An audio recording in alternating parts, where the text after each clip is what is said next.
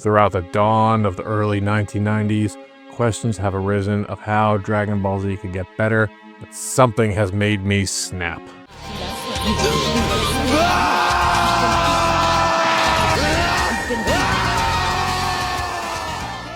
As I screamed to the skies, the heaven above opened up and gave me the answers that I was so desperately looking for.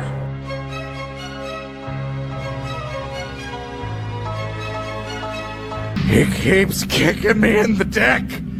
Why?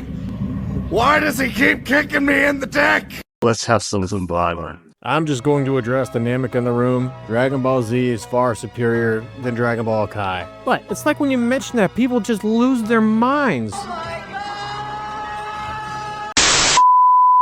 The biggest takeaway from this is that you can love whichever version you want. Akira Toriyama gave us Dragon Ball Z, and whether you like Super, Kai, Z, it's all going to be the same for the love of Dragon Ball that Akira Toriyama gave us. But the biggest discrepancies that people are having, and even I have to say, is between Dragon Ball Z and Dragon Ball Kai. What are these big discrepancies that has divided the fan base for this beloved franchise that has been around for over 30 years? Well, go ahead and pop the squad. Mr. Sinister's going to tell you. Growing up in the 90s, Dragon Ball Z was violent. It was dark. It was gritty. It was nasty. There's a lot of scenes we're going to get into, but look at Dragon Ball Z. You know, the original one, which was my favorite, it was bloody. Raditz just, bam, Goku was bleeding all over the place. I was a kid. That was great. And don't get me wrong, now Kai, it had to be more family friendly, but you knew what you were missing.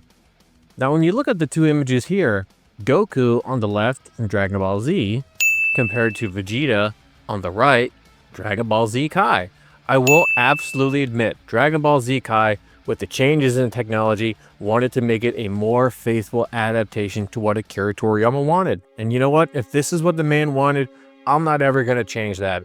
Vegeta and Dragon Ball Z Kai does look crisp. It does look clean. It looks very good. But me being the stubborn old man that I am, I just can't deny the classics. I cannot deny that what I grew up on will always be my favorite. Goku still looks phenomenal, and he always will. When you look at what Kai brought to the table, how can you deny the beautiful aspect that the way this looks? And let's face it, this all comes down to personal preference and even your own biases, which everyone is absolutely allowed to have. But for me, the visuals are just not enough to give me what I wanted growing up. And that's just the way I always loved it. Seeing these characters, their understandings of where they came from, Vegeta's backstory was just incredible. But then, when you look at the comparison to Kai, it was different. When we look here at Season 1, we could see the visuals and the aspect and even the dark undertone. But look what happens when they did with the Cell Saga. So you're Goku. And I take it you're Cell. It's Goku. I gotta say, you're every bit the monster I expected you to be. What the fuck? Oh! Ew! Dude! What the What was that? What was that? You can clearly tell which one was Z and which one was Kai, but Jesus Christ. Talk about a massive tone down. Oh my God. These are going to be some of the biggest differences that have divided the fan base from Dragon Ball Z to Dragon Ball Z Kai. Dragon Ball Kai enhanced a lot of the imagery, changed the aspect ratios, and gave us a much clearer, crisper picture when you're watching it on the TV. Who would want to see that? But Dragon Ball Z, compared to Kai, they took out a lot of the blood, a lot of the violence, and for me, it took out a lot of the heart of the video. It took me out of the episodes, and it was hard. But Dragon Ball Z, even for me growing up, there were some things that were just plain horrific, but I loved them. Here's another example. Ah, yes, Imperfect Cell. The Cell Saga was arguably my favorite. But if you know this scene, you know what happens next.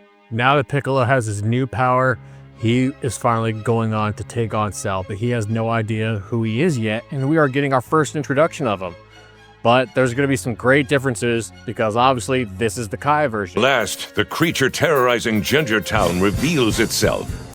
That was Dragon Ball Kai. Here's Z. You gotta help me, please! Help me! What am I sensing from that thing? Here, take this, and there's more where that came from! That man is pleading for his dear life because everyone in Gingertown has been getting absorbed. You want to guess how much of that was shown in Kai? None.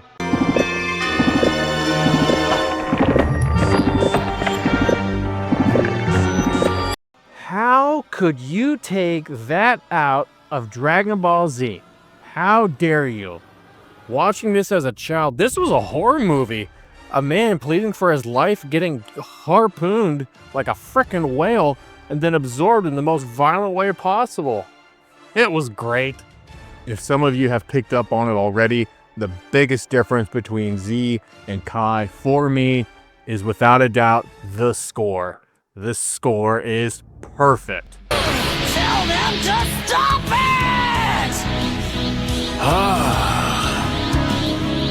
I get goosebumps just sitting here listening to the score of the phenomenal Bruce Faulconer.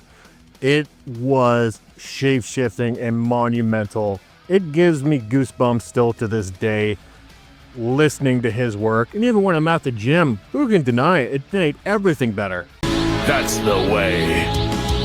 Let us all go. When you heard the piano, you knew shit was about to go down in the best way possible.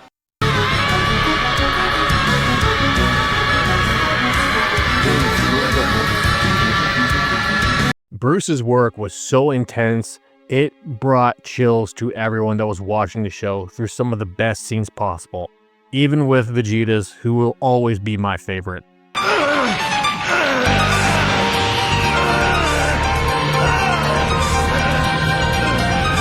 Let me know in the comment section below. Who was your favorite character from Dragon Ball Z, Kai, Super? What was your overall favorite in general? Dragon Ball Z will always be my favorite version of anime ever. Let me know what yours is. Thank you all so much for watching. And as always, until we meet again.